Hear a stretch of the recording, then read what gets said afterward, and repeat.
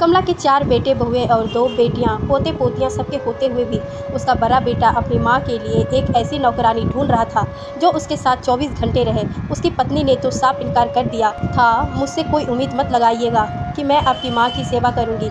उसकी देखा देखी बाकी बहुएं भी कमला के पास भी नहीं भटकती थी, इस डर से कि कहीं वो कोई काम ना बोल दे। चारों बेटे नौकरी पेशा थे, नौकरी छोड़कर घर में बैठ जाए ये तो कमला भी नहीं चाहती थी।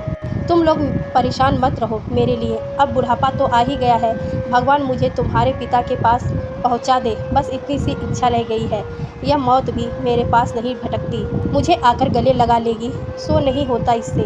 पोते पोतियां हंसते और कहते, दादी माँ के डर से ये मौत भी भाग जाती है। बाप रे, कौन इनके पास आए, इनके अपने साथ ले जाने की हिम्मत तो साक्षात यमराज में भी नहीं है। 80 वर्ष कमला आज लाचार हो गई है, अपने दैहिक काम भी खुद नहीं कर पाती। उसके बेटे बेटियां उसके पास आकर 2 घड़ी बैठ तरस रही थी। उसकी आंखें, बुढ़ापा तो एक दिन सबको आना है, ये तो वो भी भूल ही गई थी जब ब्याह कर आई थी इस घर में।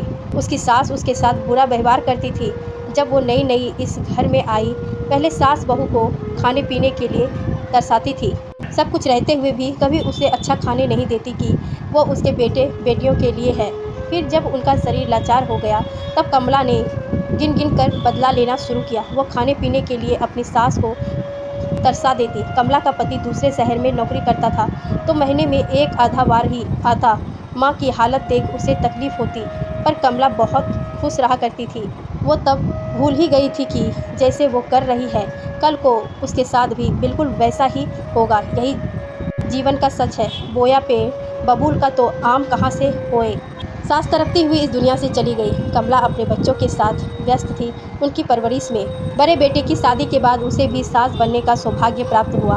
वो भी अपनी सास की तरह ही बहू पर हुक्म चलाने लगी। बड़ी बहू ने इसे अपनी किस्मत समझकर स्वीकार कर लिया। धीरे धीरे सभी बेटों की शादी हुई। कमला का खौफ पूरे घर में समाया रहता, जिस तरह कभी उसकी सास का खौफ चलता था इस घर में। उसके पति कमलेश उसे हमेशा समझाते, अरे कमली, बहुओं के साथ प्यार से रहा करा, बेटे तो हमेशा पास नहीं रहते, पर बहुएं ही हमारी सेवा करेगी। जब हमारे हाथ पैर कमज़ोर हो जाएंगे और हम अपने काम ही नहीं कर पाएंगे तो 2 रोटी बहुएं ही खिलाया करेगी हमें। जितना प्यार तू पोता पोतियों पर लुटाएगी वो सब वापस आएगा तेरे पास। नफरत करेगी तो वही लौट आएगा। यह सब उनका कर्तव्य है, मैंने नहीं किया। इतनी तो सेवा आपकी माँ की हर बात मानी थी उनकी, फिर भी तो वो हमेशा मुझसे खार खाए रहती थी। ये पोता पोतियों को गोदी में लादे फिरना और उनका मुँह साफ करना मुझसे ना होगा जी। हमने भी तो अपने बच्चे पाले हैं, अब इनके भी पाले और ये आराम फरमाते रहे। तुम्हें कुछ समझाना बेकार है, तो किसने कहा है समझाने के लिए? मुझ में इतनी अकल है कि अपना अच्छा बुरा समझ सकूं, वही तो नहीं है। इसी बात का तो डर है कि तुम अपना अच्छा बुरा नहीं सोच पा रही हो। कमलेश हार गए थे अपनी पत्नी को समझाते समझाते। एक दिन वो भी इस दुनिया में से चले गए। नित्यानंद अकेली हो गई। अब कमली इतने भरे घर में रिश्तेदारों ने तो पहले ही उससे मुंह मोड़ लिया था। उसके रूखे और कड़क स्वभाव के कारण कोई किसी के यहाँ सिर्फ चाय नाश्ता के लिए नहीं आता, बल्कि 2 मीठे बोल और आपसी प्यार के कारण ही रिश्ता निभाता है। पति की बातों को याद कर उसकी आंखों गीली हो गई। काश उनकी बात मान ही ली होती तो आज ये हाल ना होता।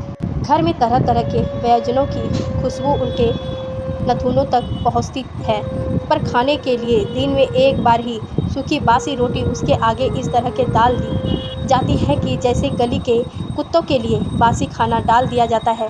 कमला ये अब अच्छी तरह से समझ गई थी कि उसने जो बोया वही तो उसे मिल रहा है। जैसे संस्कार अपने बच्चों को दिए, जो उन्होंने घर में हमेशा देखा वही सीखकर तो बच्चे आज उससे ऐसा व्यवहार कर